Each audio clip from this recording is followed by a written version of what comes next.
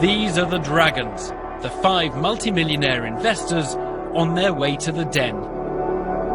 There, tonight, they will make or break the business dreams of dozens of budding entrepreneurs and inventors. It always worries me when somebody thinks low turnover is a laughing matter. I'm not going to manage you. How are you going to manage my money? I'm starting to think that you might be a bit paranoid. I actually think that adds a danger, and I don't think that's clever. I'd rather go and do something really interesting, like stub my toe. The Dragons know what they're talking about. Powerful and wealthy now, they all built up their own fortunes from scratch. Deborah Meaden made her millions in the holiday and leisure industry in the West Country. Duncan Bannatyne is a Glaswegian entrepreneur whose £170 million empire includes health clubs, hotels and casinos. Theo Paphitis is a retail magnate who's transformed the fortunes of high street brands like Ryman, Licenza, Partners and Contessa. Richard Farley is based in Monaco and made his fortune as an investment banker and hedge fund manager, and he's now a prolific investor in UK startup companies. Peter Jones is one of Britain's most successful entrepreneurs. His multi-million-pound business empire ranges from telecoms and property to the media. In the den, the Dragons are ready to back the right businesses with their own money. But tonight, will anyone convince them to invest?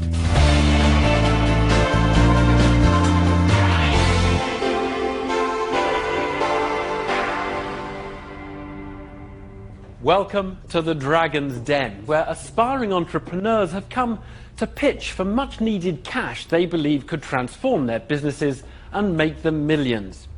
Our Dragons are prepared to invest their own money, but only in the ideas they think will make money. So, will our first entrepreneur to enter the den persuade the Dragons to part with their cash? Remember, the rules say he has to get all the money he asks for, or he gets nothing at all.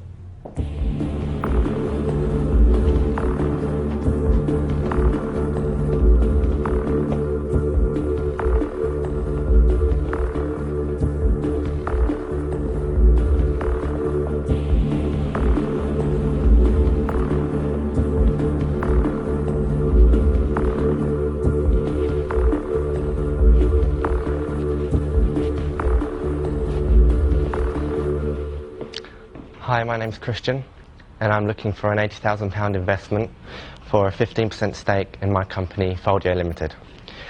Last year I studied graphic design at A-level, and I was forced to carry around these huge A2 graphic design folders.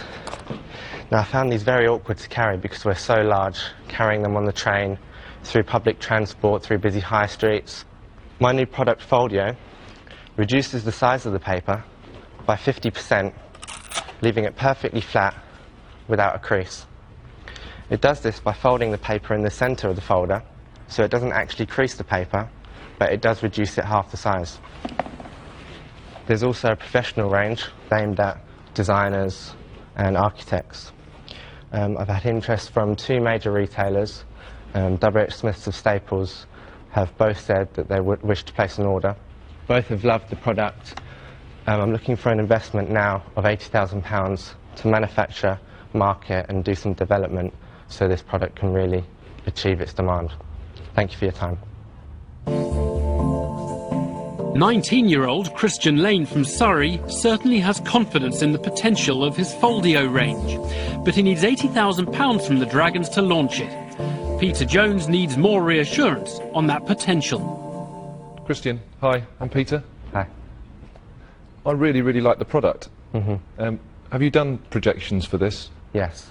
So can you give me those? Year 1? What do you expect to do? Year 1 turnover £450,000. Profit for year 1 £225,000. Wow. There's obviously a huge markup on these folders, as they only cost 50p to manufacture, and direct sales, something like the Foldio A3 could probably retail at around £4.99. Give me some ideas. Are you a guy that actually come up with this idea? Mm-hmm. You're going to dedicate all your time to this, or? My time is completely dedicated to this, just like it has been for the past 1.5 years. I've invested £10,000 so far just for product development. I raised these funds from my last company, which I dealt in a little bit of import-export from mainland China, and that I made £10,000 doing that, and that investment went fully into this product development. Oh, Christian, you're talking like a 30-year-old. You're 19. You've dabbled in a bit of import and export. This is my passion. I think this is... When did you start doing import and export? At 16. And it was only basically to get money to get by rather than going out and getting a job like any other teenager. The dragons seem impressed by this young entrepreneur's achievements, but Theopaphitis is an expert in retailing stationery. Can Christian convince him that Foldio has a future? Christian. Yes. Hello, I'm Theo. Hi, Theo. You're probably aware and might know a little bit about this product.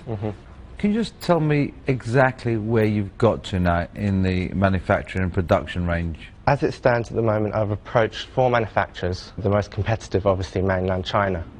You've applied for a patent on this? I have 2 patents pending, 6 registered designs and a Foldio trademark which covers all the ranges. I am totally blown away by the fact that you've actually developed these products, applied for patents, got pricings from the Far East, and got to the position you're in at the moment.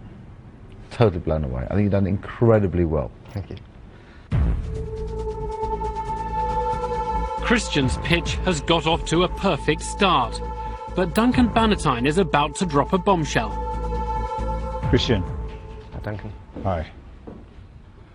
I would have a problem investing in this for a couple of reasons. You know, the guy sitting to my left, he knows this industry, so there's no way I could compete with him. So if he wants to invest in you, I think he will, but because I don't know the industry very well, and I don't really think it's a great product, although I might be wrong, I'm not going to invest, so I'm going to declare myself now that I'm out. Okay. In a sudden setback, Christian has lost his first dragon.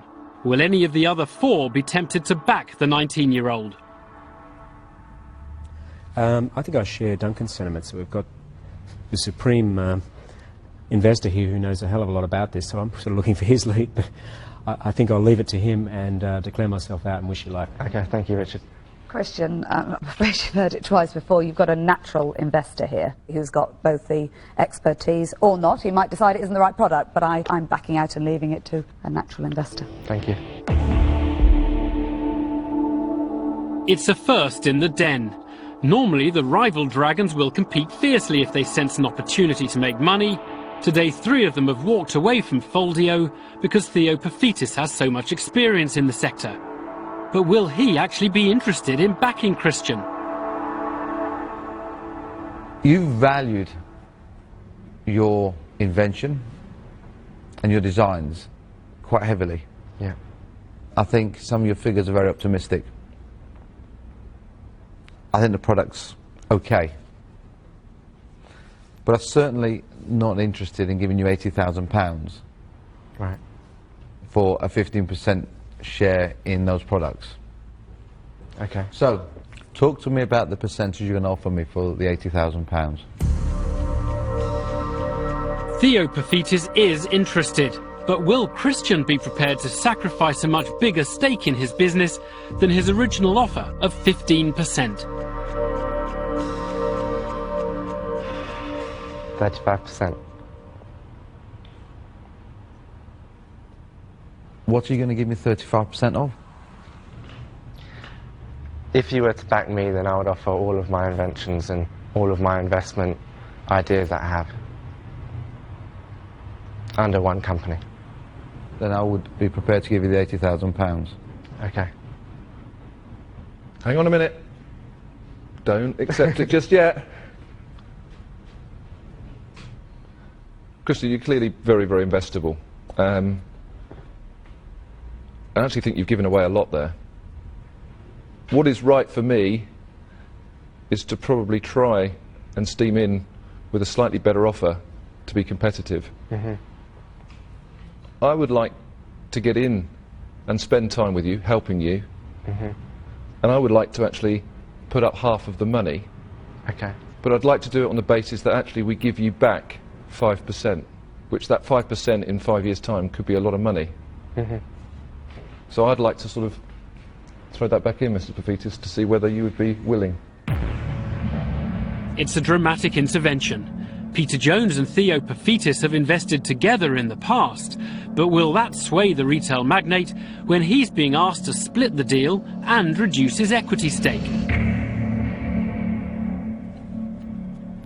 Do you know what? When I invest and I work with people, it's really for me to show my generosity depending on their performance. I don't actually like that to be dictated to by anybody else. I didn't negotiate with you because that was a figure that you felt comfortable with, and it's important for me that you feel comfortable. And in any working relationship, that's exactly how you work. I'm quite happy to stay with my original offer to you, which is I'll give you the £80,000, I'll support you, I'll mentor you, I'll put this product to the market quicker than anyone else, and develop your product range. Thank you very much. I'd love to accept your offer, Theo. Well done. Thank you. Well done, mate. Christian has done it, and he leaves the den minus 35% of his business, but up £80,000 on one highly experienced investor. Have you ever seen a 19-year-old stand in front of you? He's excellent, he's I excellent. employ people, pay them a fortune to get to those stages, and this guy just turns up, 19-year-old, and has done all that.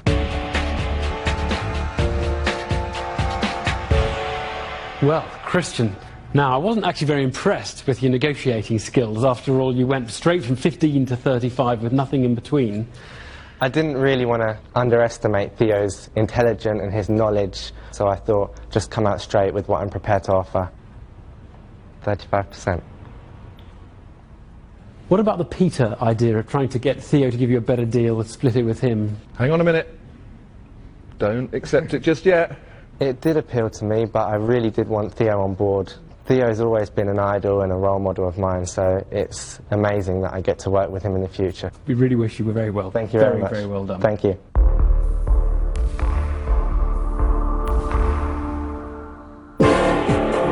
Only a handful of the entrepreneurs who dare to enter the den convince the dragons there's money to be made from their inventions. Buckinghamshire-based Tim Williams needed £175,000 for his Jet Sleeper products, designed to provide airline passengers with a more comfortable alternative to the traditional travel pillow. Jet Sleeper is the most efficient form of supporting your head. You clip it on both sides of the back of the seat, you tuck the airline pillow inside, and then you sleep like that. Can I try it out? Mr. Farley, I'd be delighted. In need of a nap after a hard session in the den, Richard Farley was keen to put the headrest to the test. Just lean your head onto the pillow. But he wasn't comforted by Tim's invention or his bedside manner. Relax, go on, pretend Easy for you, sir. pretend you're going to sleep. Go on. Just lean into it. Go to sleep. Go to sleep. There you go. Oh my God. Deborah Meaden thought Tim's claims were overinflated. Is there anything good about this product? Well, it prevents torticollis or wry neck. This is excruciating pain in the back of their neck. Torticollis got a stiff retort from Duncan Bannatyne. Tim, I don't think it does prevent pains in the neck. In fact, you know, just I'm getting a pain in the neck just listening to you. Would Peter Jones cushion the blow? Tim, Yes, Peter. I really like it.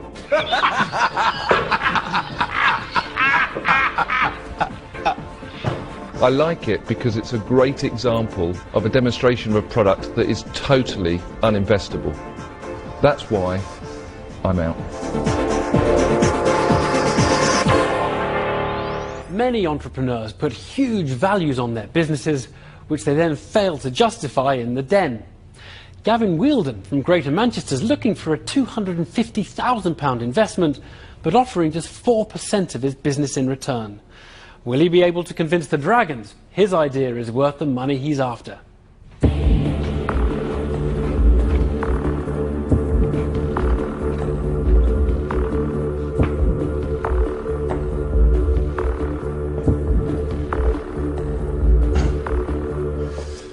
Hi, I'm Gavin Wheeldon, the Managing Director of Applied Language Solutions, and I'm here today to ask for £250,000 for a 4% equity.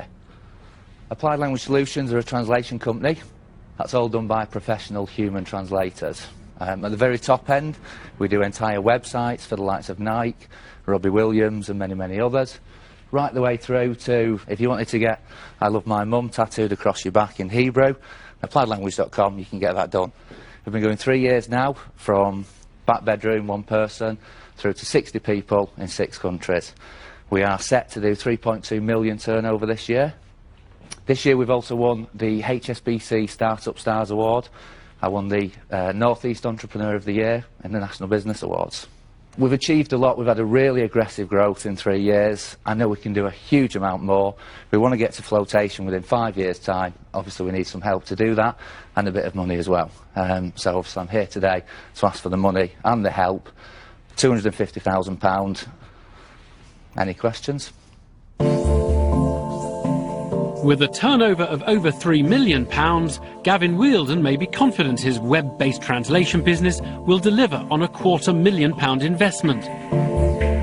But the Dragons are much more curious about the other figure Gavin is quoting. Did you say £250,000 for 4%? I did, that's correct. I think that's the lowest percentage offering I've seen on the Dragon's Den. Probably. So, now, you do 2 things, one on the web, and one is actually live translation. It's human. I mean, the one on the web, it's machine translation, so you know it does it instantly on the fly. It's about 70% accurate, and it's a gimmick. It's a good tool. People use it. It attracts visitors, but obviously that's just a driver. Oh, okay. Now, how is your revenue split between those 2 activities? There's no revenue from the free translation. It's all professional translation. So all your 3.2 is completely human translation, professional translation. What's your profit on your 3.2 million revenue? If we continue on track for what we're doing at the moment, we will hit about just over 400 grand in net profit for the year. Good.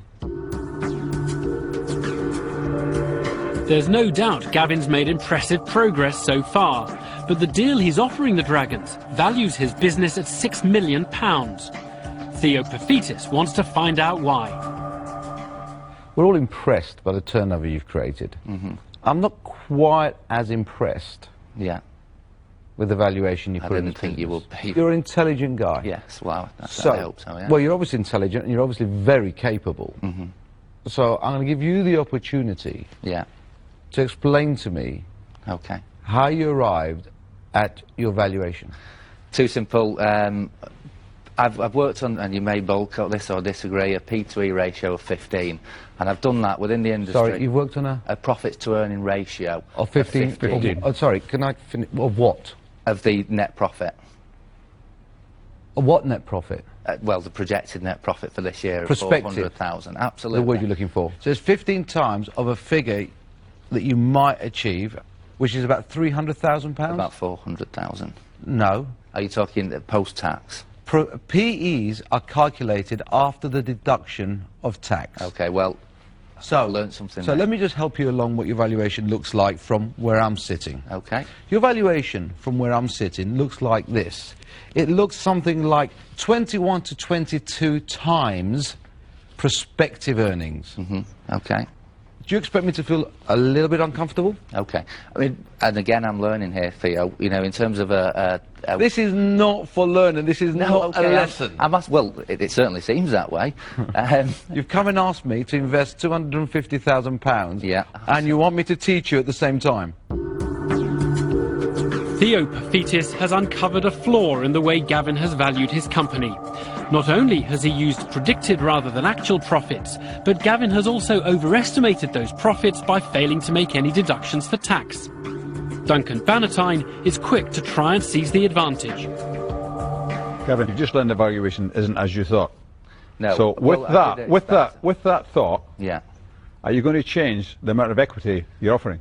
Okay, well, can you tell me, Duncan, are you interested in investing? I could be. Yeah, okay. The valuation I've done is obviously on projected earnings. Now, I'm very keen to keep the percentage as low as humanly possible, as I'm sure you can imagine. Gavin, the valuation you made was on projected earnings, that's incorrect. Okay. So would we be able to do any kind of deal that if you hit budget on these earnings, then a deal will be in place? You're pretty clever, aren't you? You're pretty clever, Gavin.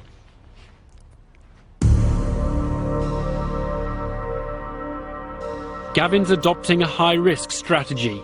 Rather than increase the equity on offer, he's now predicting inflated future earnings to try and convince the dragons that his original calculations can still hold true.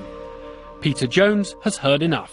Gavin, can I tell you where I am? I don't see how £250,000 at anything like the sort of percentage rates that you're offering is going to give a return. Okay. Well, in terms of the return, and this is, again, maybe you're going to all dive on and rip me apart, but my intention is within 5 years to float for 60 million. So the 4% will give a 2.4 million return. Flotation for me is not the route. Okay. Your route is clearly a merger or a private sale down the line. But when you've got a balance sheet the way you are at the moment, and your projected earnings of 200 to 300k, your business isn't worth £5 or £6 million. The bottom line is, what you're asking for, the risk is far too high for an investor. Okay. So I'm only out on that basis. For me, I actually do believe you've got a good business. But everything that shines is not always gold. As a risk-reward ratio for me, doesn't stack up. Okay.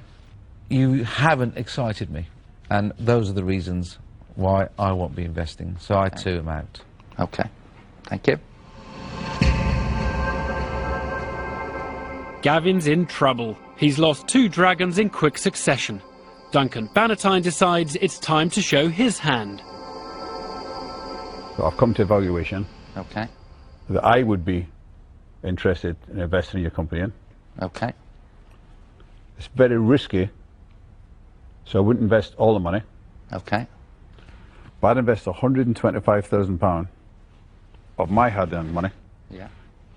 But for that £125,000, I'd want 9% of your company. Duncan Bannatyne has offered Gavin half the money. But under the rules of the Den, Gavin now needs Deborah Meaden or Richard Farley to agree to invest the other half, or he leaves with nothing. I think your valuation, you know, you really do, whatever happens with Duncan now, you need to accept the fact you got your valuation very wrong. But I think that at the equity level, it's just not going to excite me. I like being able to have a decent-sized stakeholding in a business that I really think I'm going to get my teeth into and be able to do something with. So for those reasons, I think I might as well stake now. I'm out. Gavin's rapidly running out of options. Richard Farley is now the only other dragon who could partner Duncan Bannatyne for the full investment. What's your reaction to Duncan's offer? No reaction yet. Cards to the chest, if you don't mind, Richard. I'll tell you where I'm at. This business is a copycat business. It's an extremely competitive area, which is only going to get more competitive. Yeah. The reason it's done well is that you are so good. It's you that's made this business. It's not the sector you're in. It's not, may not even be the product. It's the way you've run it, and you're fantastic at that. If you're in a different sector, we're a new emerging market, I would back you. But in this sector, super competitive sector, I don't want to do it. And you know, your valuation I can't even talk about because it's completely flawed. I'm going to step out. Thanks very much.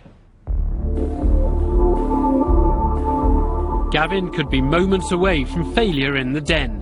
His last hope is that Duncan Bannatyne revises his offer up to the full £250,000. I'm very disappointed that Richard pulled out, Gavin. Yeah. I think you'll probably prove all the dragons wrong, even me. You'll probably prove my evaluation too low and them all wrong. And I think you do tremendously well. But I'm sorry because I can't get somebody else to come in with me. No, that's fair enough. I have to also say I'm out. Yeah, I appreciate it. Best of luck. Yeah, thank you very much. Gavin's fallen at the final hurdle. In the end, his high-risk strategy of offering such a small stake in his business drove too many of the dragons away from a deal. He's going to make a lot of money and prove you're wrong. I'm sure he'll make money.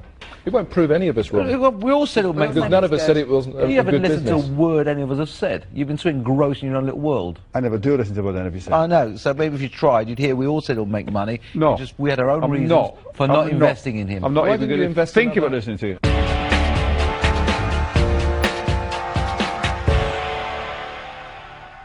Gavin, now Duncan's offer, did you think that might lead to something that would actually comprise an investment? Well, I did. I mean, I was quite hopeful. I think he's got a lot of skills that would have been useful. It's a shame he didn't.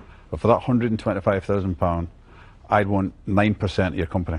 I mean, I wouldn't have agreed at them percentages, you know, but No, would have you might have done, though, mightn't you? And not at them percentages, but would have, you know, would have come to a deal maybe. Very good luck. Okay, thank you.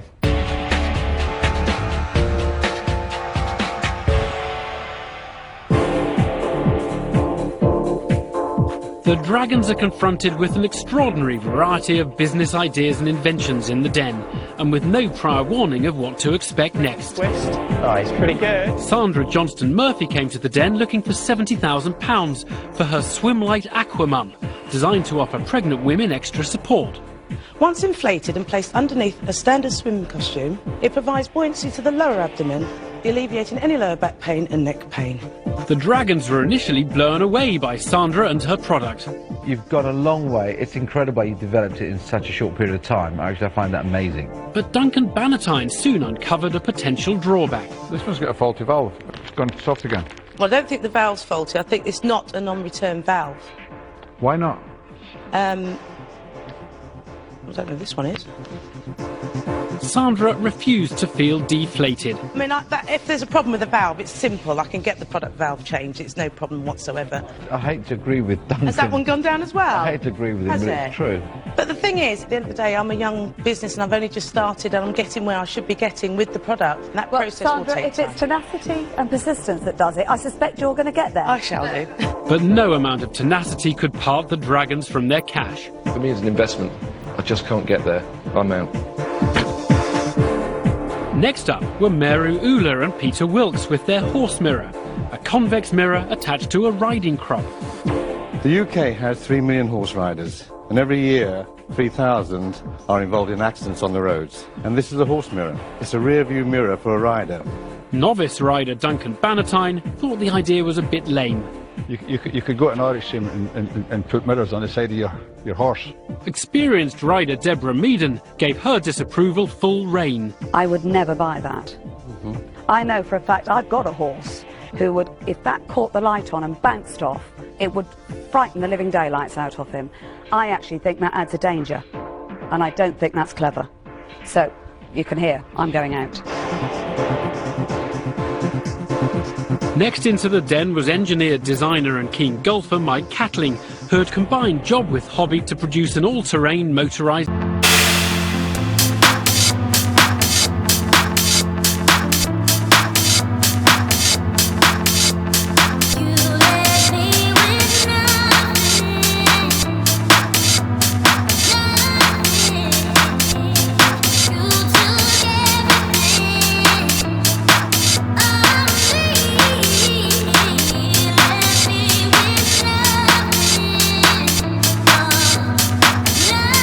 Selling price of 630. The pro shop would put their 10% on a sell for 700.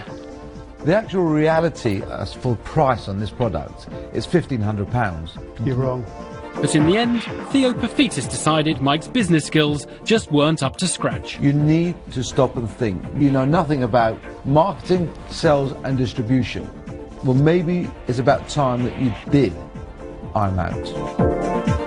So far today, the Dragons have backed just one business. Will any of these entrepreneurs succeed where so many have failed? It's ridiculous. You haven't invented anything. You don't really, forgive me, have a clue. How do you expect anyone to invest in you? I don't want to invest, you know.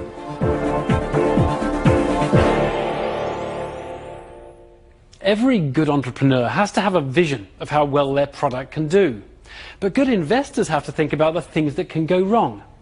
So which will prevail for our next entrepreneur in the den? The potential profits or the pitfalls?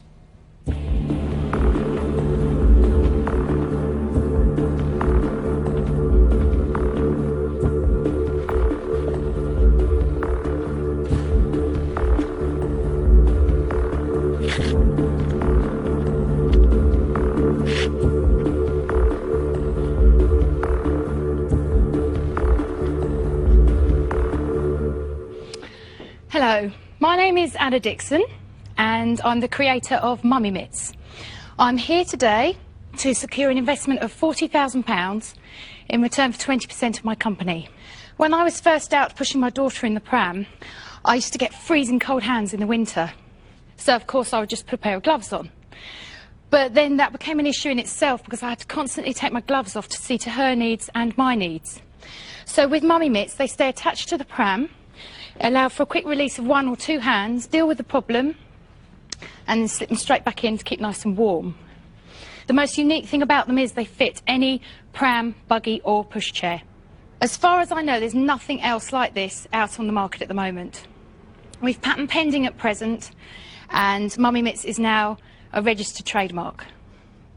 The pram market last year was worth 205 million and is set to be worth 246 million by the year 2011. We've been running since October. We've already sold 200 mitts, and we have a major high street retailer who's interested in looking at them for this year. Thanks for listening, and if you have any questions, don't hesitate to ask.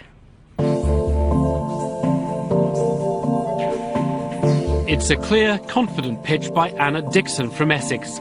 She wants £40,000 for a 20% stake in her innovative pram gloves. And father of 5, Duncan Bannatyne, is keen to start the questioning.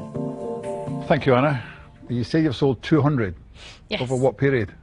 Since we started trading in October, the winter wasn't very favourable to us and it didn't really start till November. So I would say from the end of November we sold 200 mitts. So how have you been selling them? I have sold them through our own internet site. So you're selling most of them through the internet? Yes. So tell me about you now. What else do? You haven't just discovered this from nowhere and set up a website and started selling? No, I've been self-employed since I was 13. Doing what? I had a little car wash company that I sold to my neighbour for £10 at 13, and then I went on to open a beauty salon with a partner, and we were there for 4 years, and we sold that. And then I went on and opened a beauty salon on my own for 6 years. I sold that, set up a taekwondo business for 2 years, and I've just sold that to concentrate on this.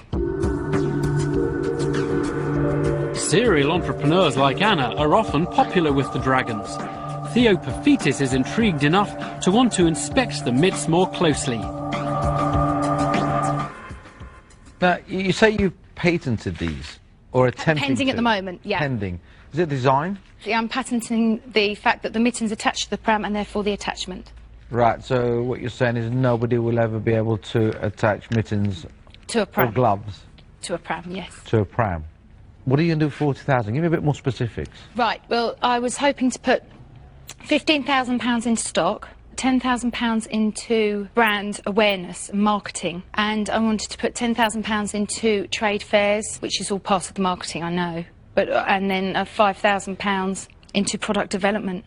So basically it's towards me going to Turkey and getting it sorted so that we can maybe get the prices down more and build the colours and the range. This is what I think would work. You're making them now in Turkey, you say? Turkey at the moment, yeah. And Literally just.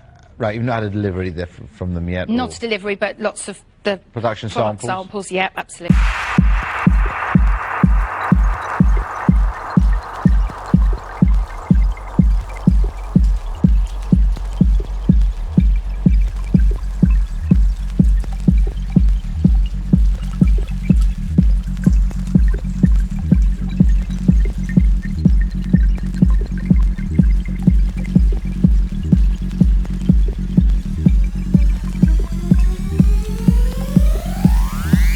Things to my own brand. You want to build a brand as well? Yeah, as much as, really. It's pretty tough Yeah. to do that and very expensive, but I don't know, it'd be tempting if someone wanted to just I mean, buy if them I- from you with their own brand written on them. Be a nice business though, wouldn't it? Because Yeah. you've got your patent pending, haven't you? So you Yes. you can talk freely. Yes, absolutely. Anna's bold ambition to build her own brand in such a competitive market has worried Richard Farley. Will Peter Jones share his concerns? Firstly, I'd like to say, brilliant. Thank I think you. the product is really, really good. I do push the pram. I've not seen anything like it. But there is a big but. And that but is, if I was to give you £40,000, for you to be able to sell 12,000, even in your first year, you haven't got enough money. Sorry, I don't. You're going to come back to me and say, Peter, I've sold my 3,000 I've just bought, Yeah. but you don't have the money to buy your next batch of gloves. But that was what the £40,000 was for. Well, no, you spent it. You're spending 15,000 in stock. Yes. You've got your stock. You're spending 25,000 on other activities that will generate the sales, but you haven't got the money to buy any more stock if you get the sales. No, but I would never go out and spend £20,000 on marketing straight off. Even if you use it, it doesn't matter how you use it, whether you use it in month 1 or gradually over 12 months, you're never going to get to selling 12,000. That's what I'm saying, without having more money. Right, okay. I'm not sure what to say to that. Anna's suddenly in trouble, composure giving way to confusion over this cash flow conundrum. The dragon's confidence in her business acumen is wavering. Peter's giving you the first test that you're going to have to come across in running this business, other than just creating that glove. And your answer has been, what was it? I didn't know. I haven't got the answer to that. Right, well, why don't you try and work out... Peter knows the answer, by the way. And he's hoping that you're going to give him the answer back, because there is an answer. To ask for more money? No, no, that's not. That's not the one he was after. But it's a bad one. That's not the one he was after. But if you don't know the answer, how do you expect anyone to invest in you? I'm honestly trying to work out what you're saying, and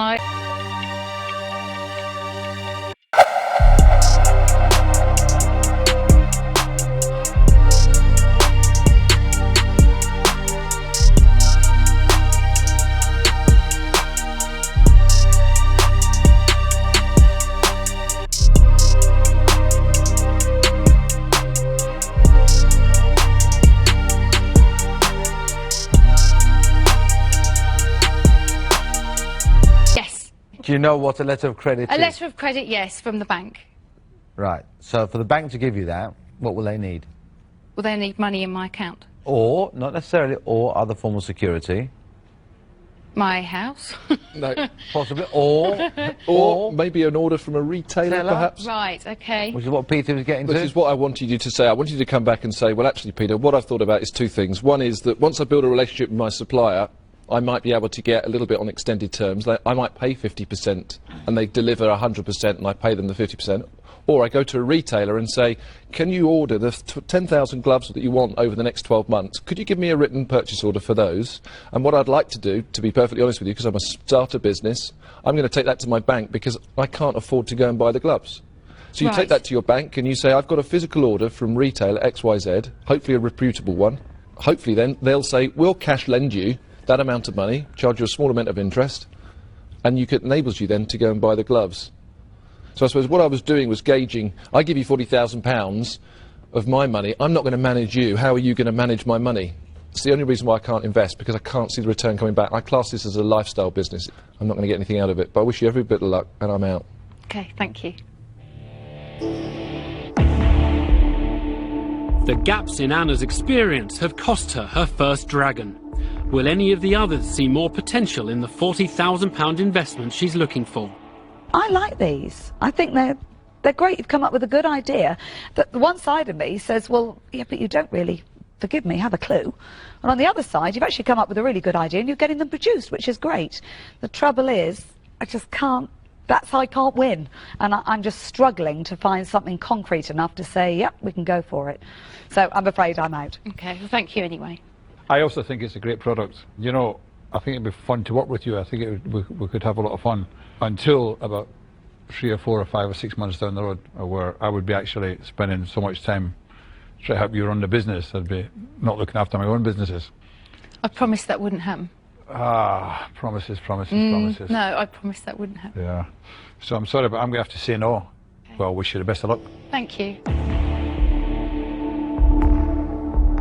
Anna's in real trouble. Only Richard Farley and Theo Paphitis now stand between her and failure in the den.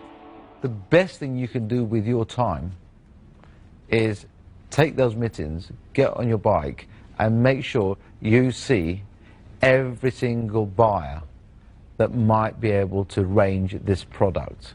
Right. Because they'll be making decisions now for December. When you've got those orders, your bank manager will bend over double to lend you the money. Right. So, that's the reason why I'm not going to invest in you. So Well, thank I'm you. out, Thank you for the advice as well. and good luck. Thank you.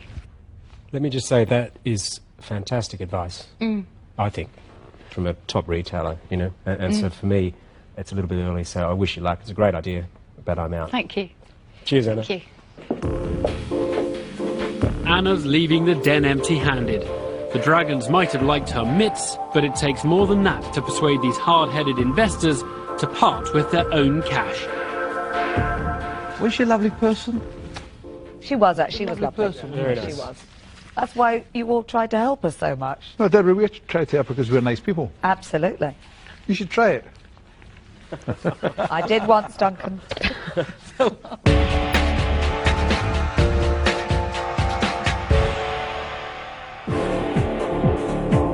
There are two little words every one of the cash-hungry entrepreneurs who enters the den dreads hearing. I can't invest, so I'm out. I'm out. I'm out. I'm out. I'm out. Glaswegian aircraft engineering consultant Jack McGinley needed £75,000 for the business he had built round his inventive high-visibility workwear. If I could have the lights dimmed for a minute or two, I'll show you how the thing works.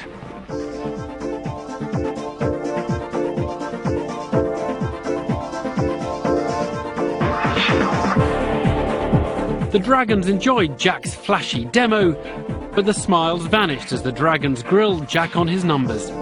What was the loss in the second year? The loss in the second year was £4,500. We haven't made any That money. was the first year loss. Yeah, What was the loss last year? it was the same as what it was the first year. We have not made any money at all.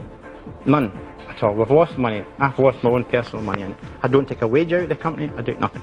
But you won't be able to take a wage out of the company. It doesn't make any money. What was your turnover in your first year as a limited company? It was about £24,500. And what was your turnover in your second year as a limited company? It wasn't much more than that. Duncan Bannatyne took a very dim view of Jack's approach. It always worries me when somebody thinks low turnover is a laughing matter. I'm not going to invest. I'm out. Hampshire-based John Wickham and Paul Hay brought in their bedroom tidy for nearly clean clothes. In concept, it's a storage unit for wear-again clothing items, laundry, and items for garment repair. Deborah Meaden piled on the pressure. Can you tell me where the business is at the moment? Are you actually trading? No. So you haven't actually sold any yet? No. Okay, so have you shown them to anybody? No. Okay. And the other dragons were just as quick to air their views. What you brought in is a box made of MDF, and you're valuing it at £500,000. It's ridiculous. You haven't invented anything. People are organised.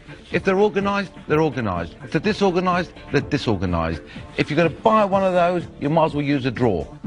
I'm actually out of this, and I'd rather go and do something really interesting, like stub my toe. Thanks very much.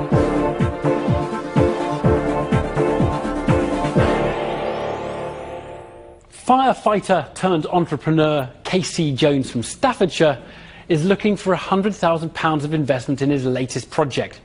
But as always on Dragon's Den, he'll need to... Empty room, filled it up, talk is cheap, listen up, I don't know where we went wrong, but I feel I'm shaking these walls, yeah, nothing safe, gotta take cover, still of love, we just make glitter, running and running, yeah, we got off track, now we under attack.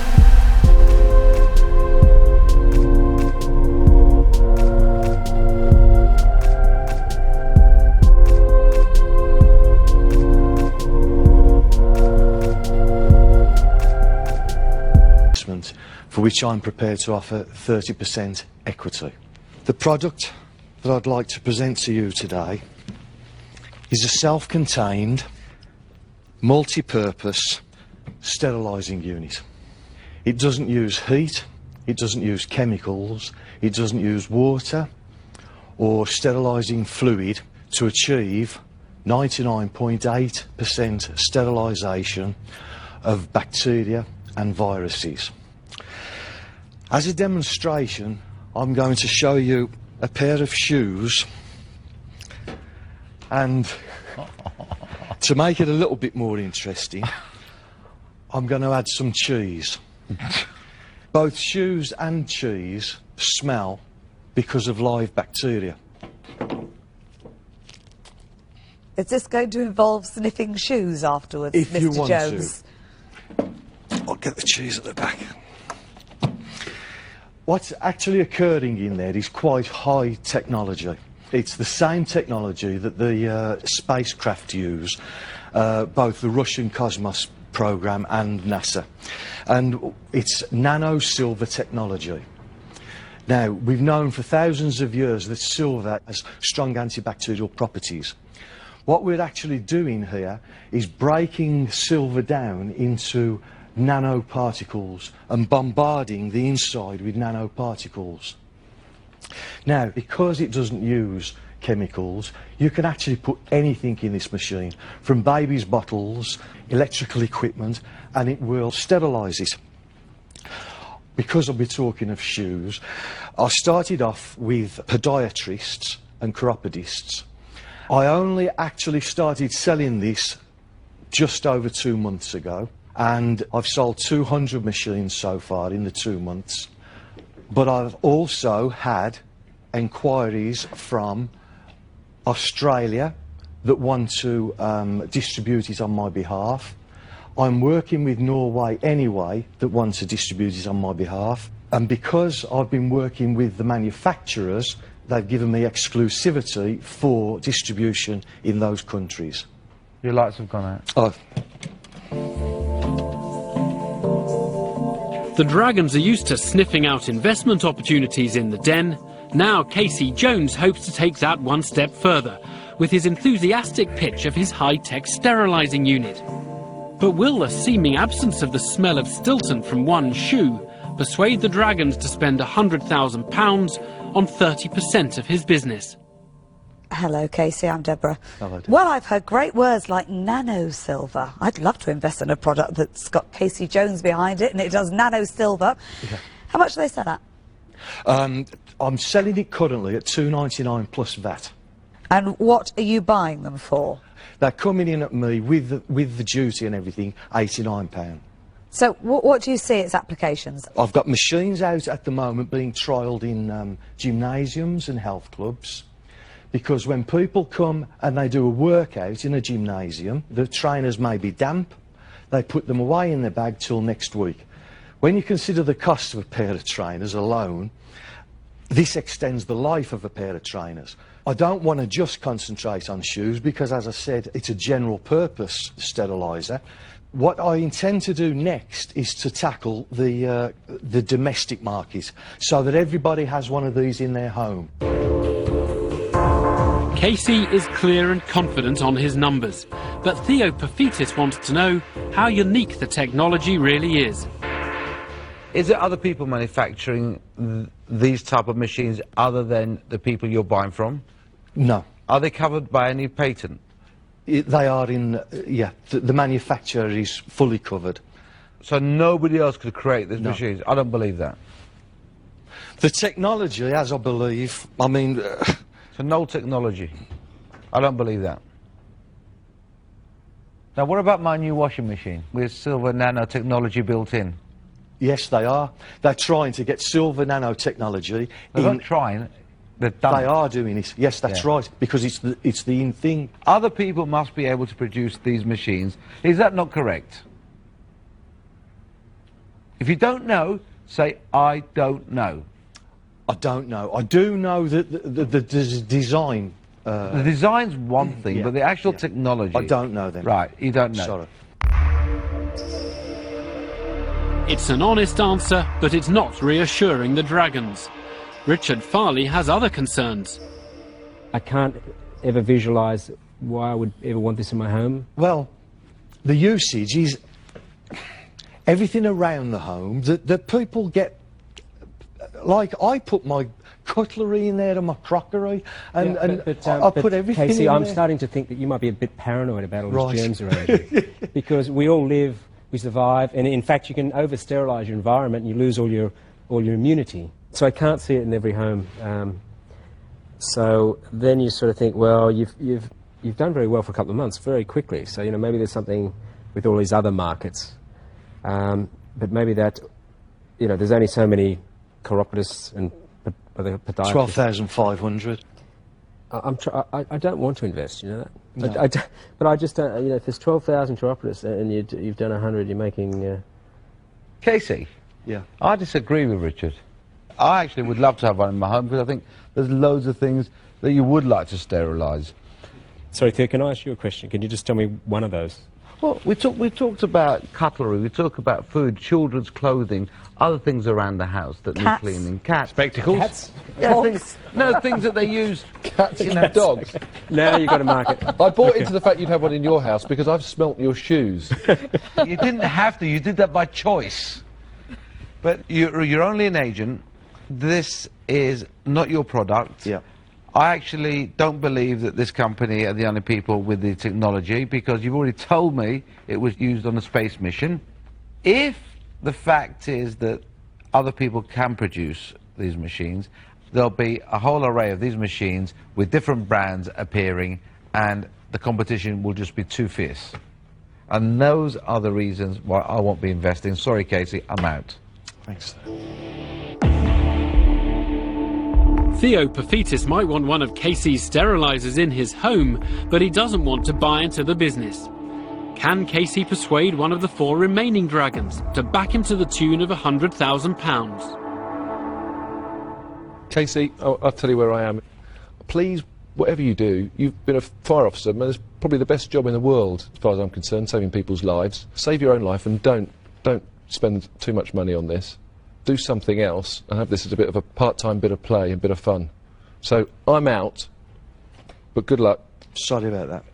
Thanks. Casey, you know, I believe you when you say that there is a market in the chiropodists. Thank you. They could use it, and you have suggested they would have them in health clubs. You know, quite often I see people who come along with a business idea and I think, I would buy the product, but I wouldn't invest in the business, because there is no business. So I would continue doing what you're doing. And do it great, and go around a few health clubs, you might sell a few, go around chiropodists, you'll sell a few, but there isn't a huge market. So for that reason, Casey, I mean, much as I'd love to deal with somebody called Casey Jones, it's such a great name, I can't, so I'm out. 2 dragons, 2 very different takes on the future of Casey's business. But one conclusion, Duncan Bannatyne and Peter Jones are both out. Deborah Meaden seems to have made her mind up too. Casey, I'll say where I am. You start off with this product, you sell 100 a month in the first 2 months. Now, you know, normally businesses do this and off they go, and therefore that would indicate that there's a huge market there. The only issue, and it's a big issue, is that I think this is going to become readily available.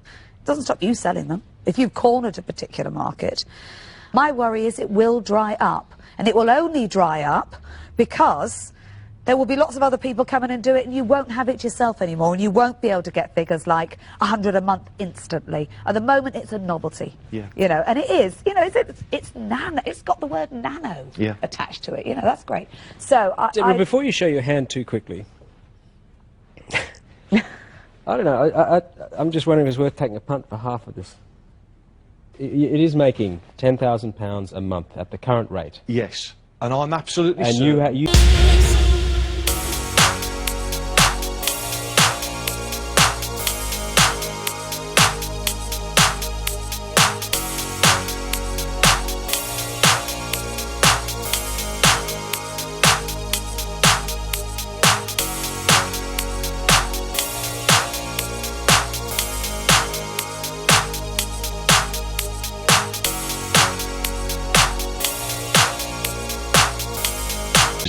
and maybe wherever else. Yes.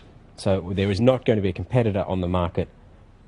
I think that's the question that I had to say to Theo. I didn't know, but yeah, I think. Well, that would be a condition of any investment from me, that it is very clear that there's not going to be a competitor to this technology in the UK.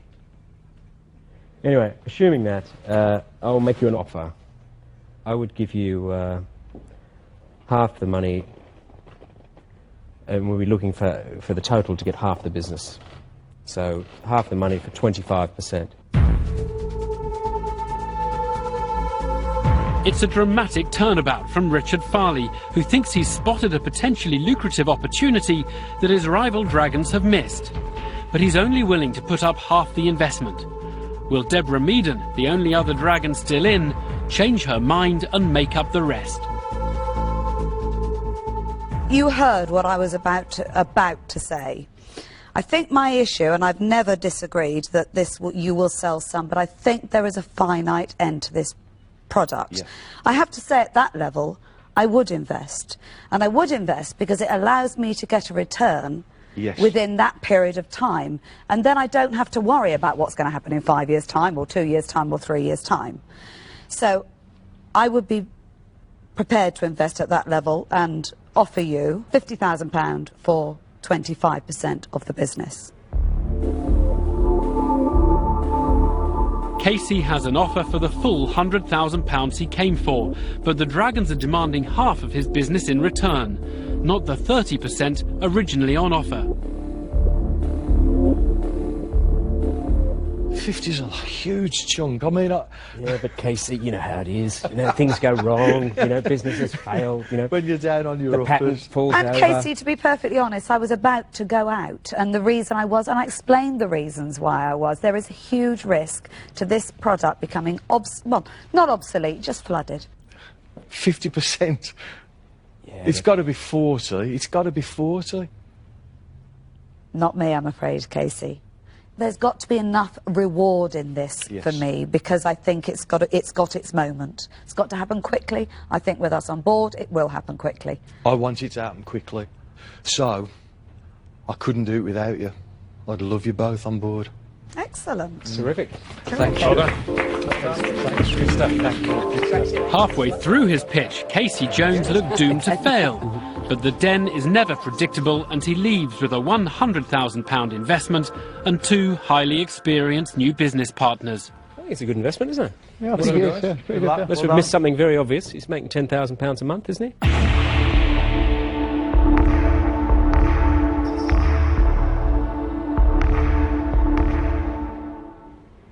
Well, Casey, I didn't think you were going to get that, did you? No, I certainly didn't when they all started dropping out. I don't know. Deborah was about to go. Deborah, before you show your hand too quickly, I'm just wondering if it's worth taking a punt for half of this. Now, the weakest bit was when Richard was asking you what you use this product for, and you didn't actually have that many great ideas around the home, did you? I've got a list 2 pages long. But you weren't telling us what that was on that list. I just dried up on that completely. Yeah. So look, you've given away 50%. 50%. Yeah. It's got to be 40. It's got to be 40. You feeling happy about that, or are you feeling? I've won 2 dragons. That's what I'm happy about, and that's going to make a difference in my company. But you've still got to prove to them that there aren't going to be other competitors to that product. Absolutely. In the UK, you're confident of that, right? Absolutely confident that I can get there. I can reach the finishing post before they've taken off. Okay, well, very, very well done. Thanks very much. Done, Casey. Thank you.